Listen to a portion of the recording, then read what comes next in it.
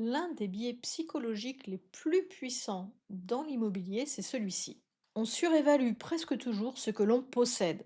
En réalité, c'est normal. Ça s'appelle le biais de dotation. Dit simplement, on donne plus de valeur à ce qu'on possède. Dans l'immobilier, je le vois tout le temps. Au moment de vendre, il se passe quelque chose. La maison change de place dans notre tête. Avant, c'est un lieu de vie. Après, ça devient un bien à vendre. C'est là que le regard du propriétaire change.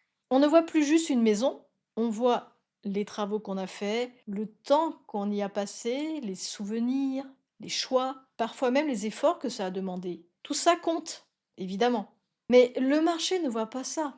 Les acquéreurs regardent autre chose. L'emplacement, la surface, l'état, les biens autour. Parce que pour vous, votre maison est unique.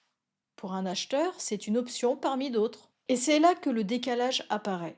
Ce biais, il est très connu. Il a été observé dans plein de situations. On donne un objet à quelqu'un, on lui demande à combien il le vendrait. Puis, on demande à quelqu'un d'autre combien il serait prêt à l'acheter. Résultat, presque toujours, il y a un écart. Le vendeur veut plus. Pourquoi?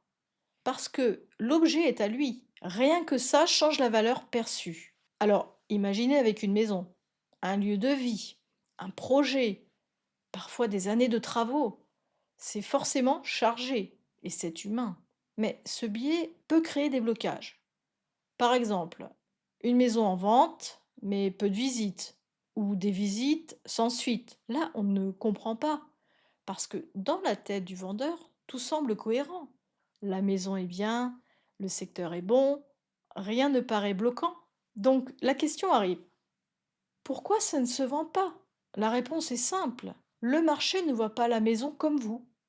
Pas moins bien, mais différemment. Les acheteurs comparent toujours. Ils visitent plusieurs biens et ils se posent une question très simple. Pour ce budget, qu'est-ce qui est le plus logique? Pas le plus attachant, le plus cohérent. Quand le prix est un peu au-dessus, ça crée un doute. Ils hésitent, ils passent ou ils attendent. Le temps commence alors à jouer contre la vente. C'est souvent là que ça se bloque. Pas à cause de la maison, à cause du regard porté sur elle. Et ce regard est influencé par l'attachement, par l'histoire, par tout ce que vous avez mis dedans. Encore une fois, c'est normal. Mais pour vendre, il faut parfois faire un pas de côté, se poser une question simple. Si je découvrais cette maison aujourd'hui, est-ce que ce prix me semblerait évident? Pas toujours facile comme question, mais elle est utile parce qu'elle vous met dans la peau d'un acheteur. Autre chose importante, le marché envoie des signaux, toujours.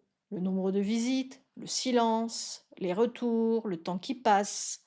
Tout ça parle. Quand ça bouge vite, c'est un signal. Quand ça ne bouge pas, c'en est un autre. Apprendre à lire ces signaux, ça change beaucoup de choses.